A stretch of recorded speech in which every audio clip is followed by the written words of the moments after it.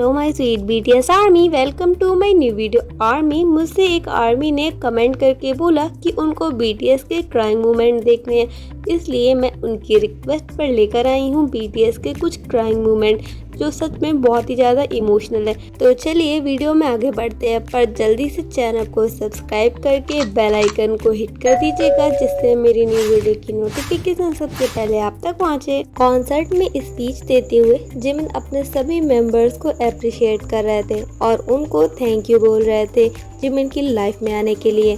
Jimin बारी बारी से सभी मेंबर्स का नाम लेते हैं और उनके बारे में बहुत ही ज़्यादा इमोशनल वर्ड्स बोलते हैं। जिमिन कहते हैं कि मैं बहुत ही ज़्यादा थैंकफुल हूँ क्योंकि आप सब मेरी लाइफ में आए, आपका बहुत बहुत शुक्रिया मेरी लाइफ में आने के लिए। और ऐसा कहते ही जिमिन रोने लगते हैं, जिस पर सभी मेंबर्स भी बहुत ज़्यादा इमोशनल हो जाते हैं। जैसे कि आप हॉबी को देख ही सकते हो, हॉबी की आंखों में आंसू हैं और जो निकल भी आए। सच में यार ये सीन बहुत ज़्यादा इमोशनल था, यहाँ पर सभी बहुत रोए थे, बहुत ज़्यादा।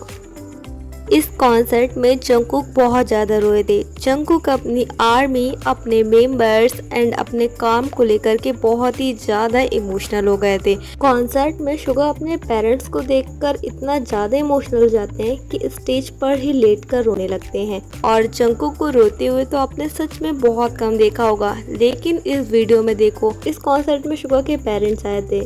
शुगा इसलिए रो रहे थे क्योंकि शुगा को लग रहा था यहाँ पर हमारे जेके कितना फूट फूट कर रो रहे हैं, और वो अपने आप को हार्ट दिखाने के लिए स्माइल भी कर रहे हैं कि शायद आज उन्होंने प्रूव कर दिया है कि उनका लड़का मतलब कि शुगा सच में कुछ कर सकते हैं। लेकिन जंगकुक, हम आपके अंदर के पेन को बहुत अच्छे से देख सकते हैं, उन्होंने भी कुछ करके दिखाया, अपने पेरेंट्स को प्राउड फील कराया। प्लीज़ जंगकुक की ऐसे मत रोया करो। आर्मी आप सबकी तो स्माइल देख के हंसती है, क्योंकि शुगर की स्टोरी सच में बहुत ही ज़्यादा इमोशनल कर देने वाली है। इसी को सोच करके शुगर भी बहुत ज़्यादा इमोशनल हो गए थे। अगर आप ही लोग रोगे तो आर्मी तो आपसे ज़्यादा रोएगी। इस पर जेके कह रहे हैं, मैं खुश हूँ, मैं सच में बहुत खुश हूँ, और वो भरे स्टेज पर रोने लगे थे।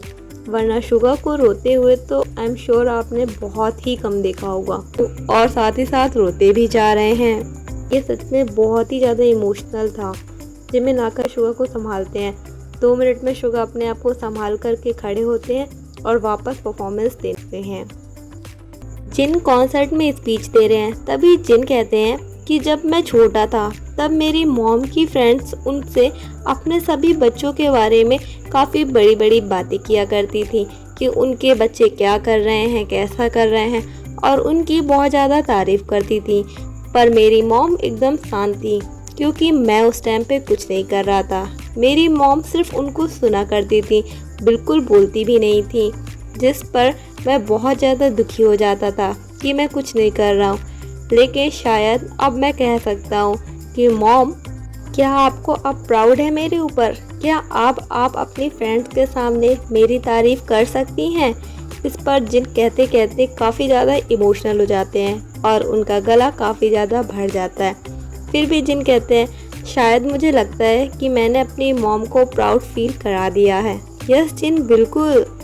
बीटीएस एक शो के दौरान, होप डिलीवर शो के दौरान, एक बहुत ही ज़्यादा पुअर ग्रैंड माँ के घर जाते हैं, और जब उनकी कहानी सुनते हैं तो बहुत ज़्यादा इमोशनल हो जाते हैं। जिस पर वो ग्रैंड माँ बताती हैं कि मुझको सर्दियों में काफ़ी ज़्यादा प्रॉब्लम होती है क्योंकि हमारा गैस बॉयलर काम ही नहीं करता है, और वो इतना ज़्यादा महंगा है, लगभग 7,000 से 8,000 वॉन, जिस पर हम उसको ख़रीद भी नहीं सकते हैं।